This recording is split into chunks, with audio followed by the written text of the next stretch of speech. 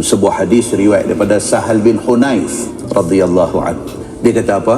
Nabi SAW bersabda, Nabi kata, siapa yang siap-siap ambil ayat semayang sebelum bertolak ke Masjid Quba, bila sampai fasalla fihi salah, bila sampai semayang, tak kira semayang apa, walaupun semayang itu semayang tahiyatul masjid, kita pergi tak kena time semayang, bukan time zuhur, bukan time asar, bukan time apa, kita sampai, kita masuk, kita buat semayang tahiyat masjid, kita semayang di dalam Masjid Quba, kana lahu ka ajri umrah, Allah bagi dekat dia macam dia buat komplit satu umrah. Pasal apa tuan-tuan? Pasal Masjid Quba ini masjid yang sentimental dengan Nabi sallallahu alaihi wasallam. Dia masjid yang Allah sebut dalam Quran, al-masjidu ussisa 'ala taqwa, masjid yang diasaskan di atas rasa takwa kepada Allah.